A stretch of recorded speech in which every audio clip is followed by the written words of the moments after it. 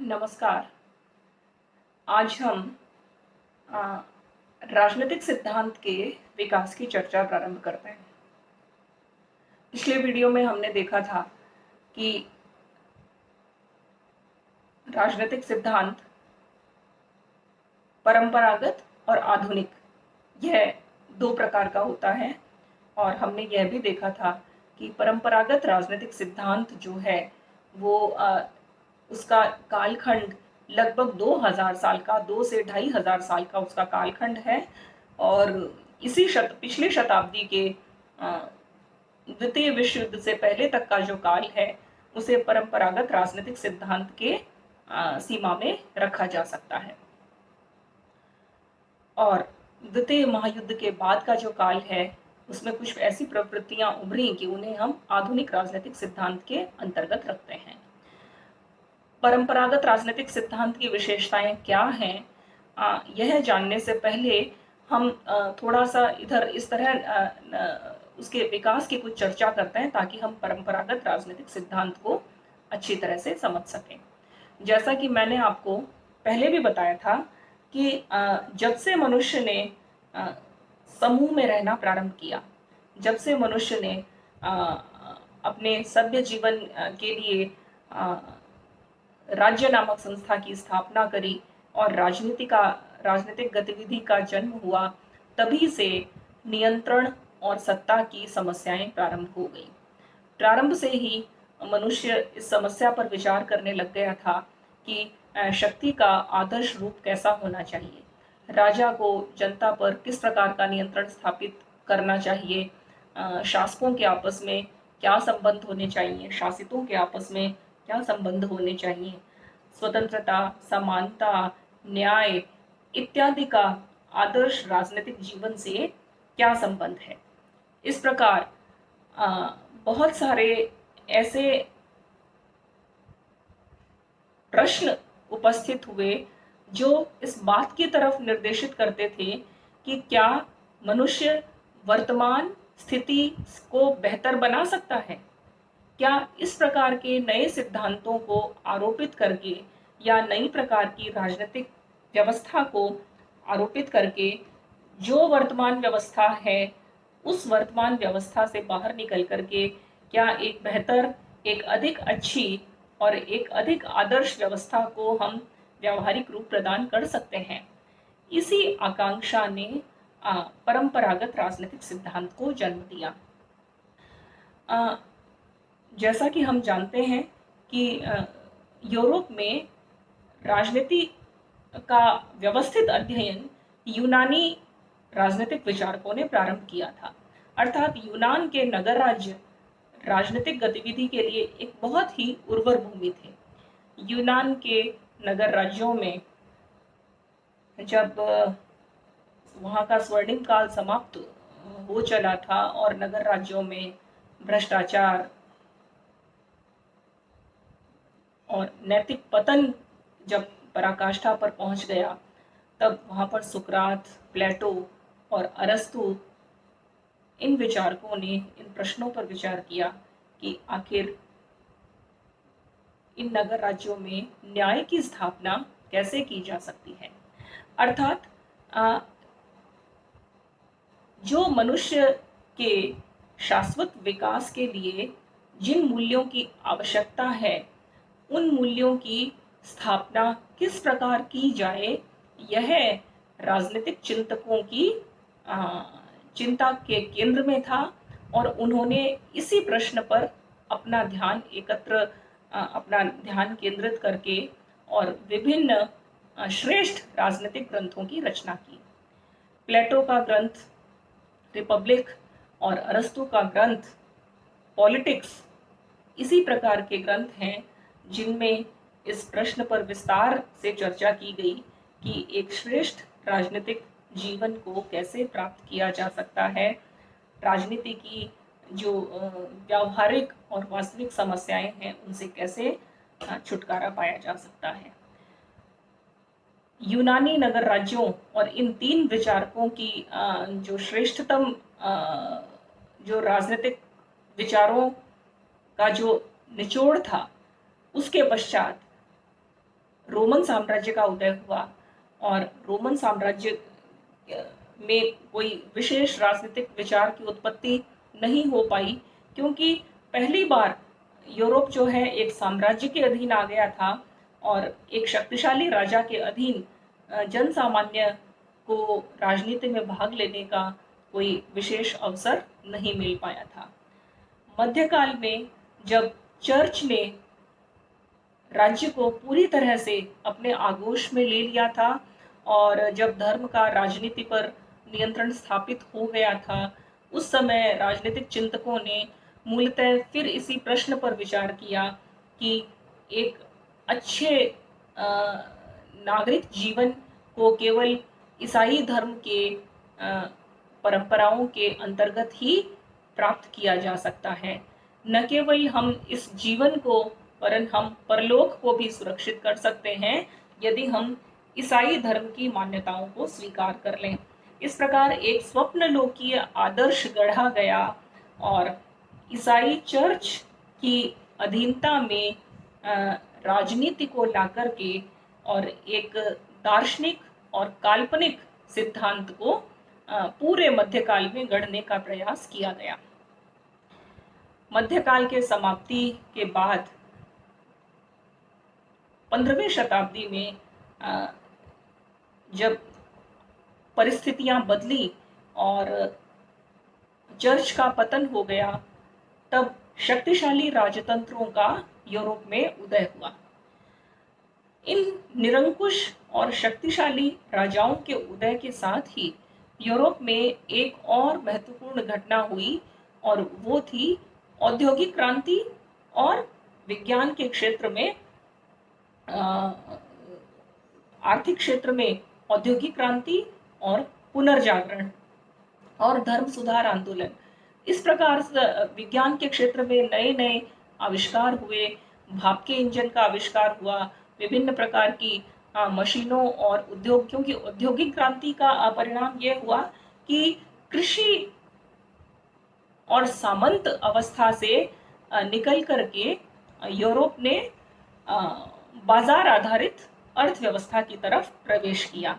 कृषि के स्थान पर व्यापार अर्थव्यवस्था के केंद्र में आ गया और पुराने सामंतों का स्थान शक्तिशाली व्यापारियों ने और उद्योगपतियों ने ले लिया।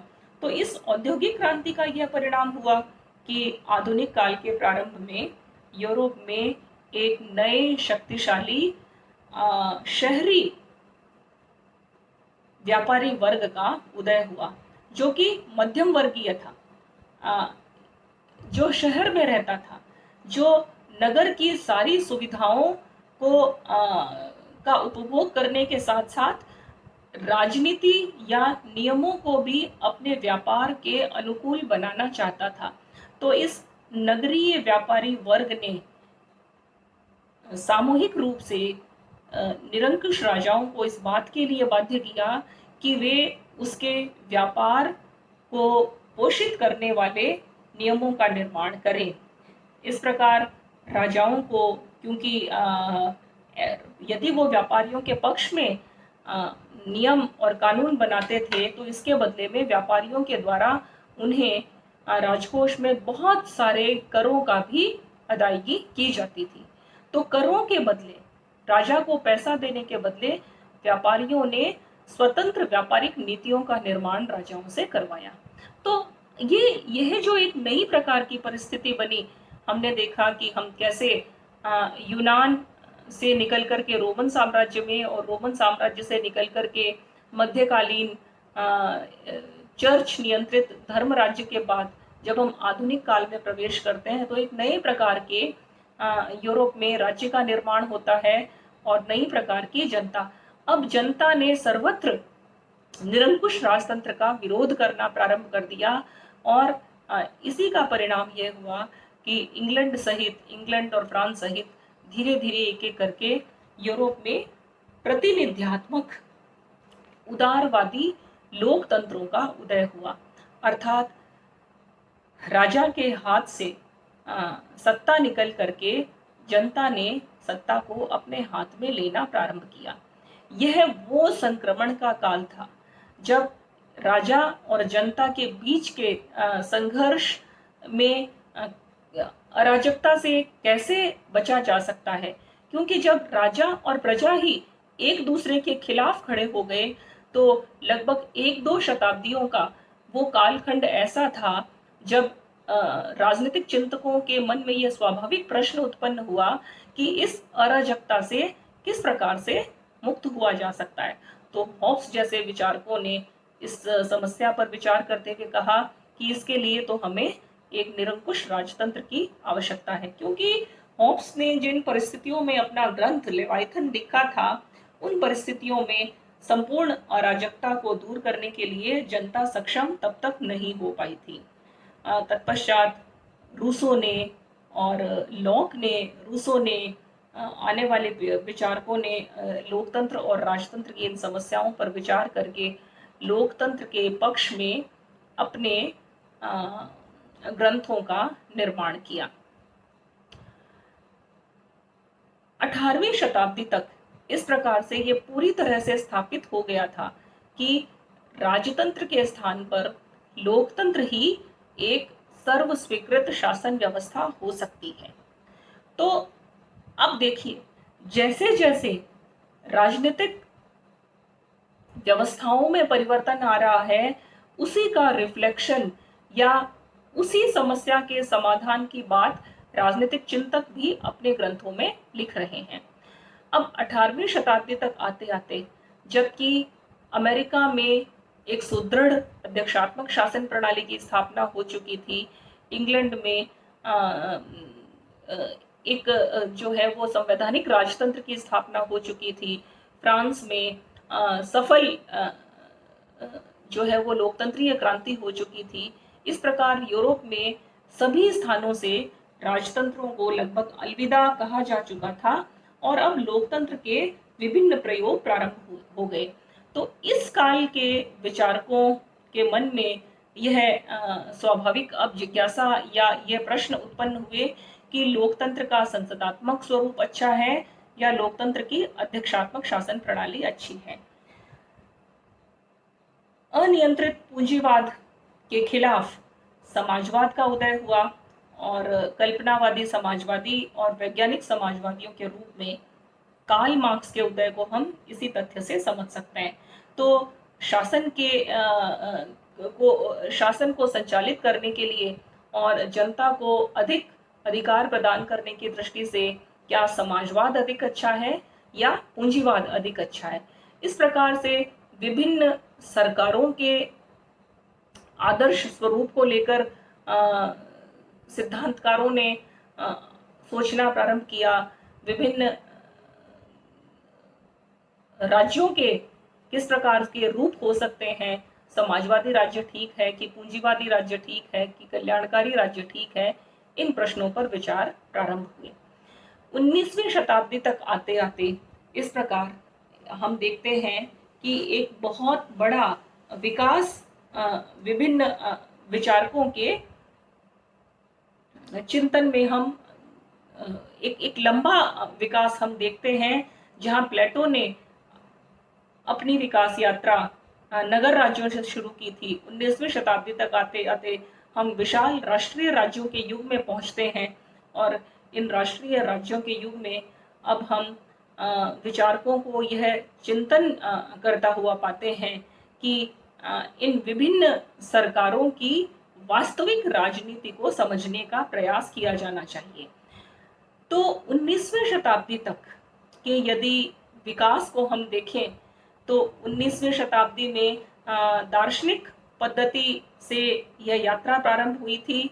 उसके पश्चात विचारकों ने ऐतिहासिक और कानूनी दृष्टिकोणों से राज्य पर विचार किया था, उसके संगठनात्मक और संरचनात्मक पक्षों पर विचार किया था। 19वीं शताब्दी तक आते आते अमेरिका में सबसे पहले लॉर्ड ब्राइस ने एक पुस्तक लिखी, अमेरिकन कॉमनवेल्थ। तो इस पुस्तक में लॉर्ड ब्राइस यह पहली बार ऐसा प्रश्न उठाते हैं कि हमें क्या केवल संस्थाओं के आदर्श स्वरूप पर ही विचार करना चाहिए, क्या हमें संस्थाएं वास्तव में किस प्रकार कार्य कर रही हैं, संस्थाओं में कार्य करने वाले लोगों का चरित्र कैसा है, क्या हमें उस पर विचार नहीं करना चाहिए? ऐसा 19वीं शताब्दी के अंत तक इस प्रकार के जो है वो प्रश्न उठने लग गए थे, और इसका जो नेतृत्व है वो अमेरिका ने किया था। तो अब तक हमने ये देखा कि प्रारंभ से लेकर के 19वीं शताब्दी तक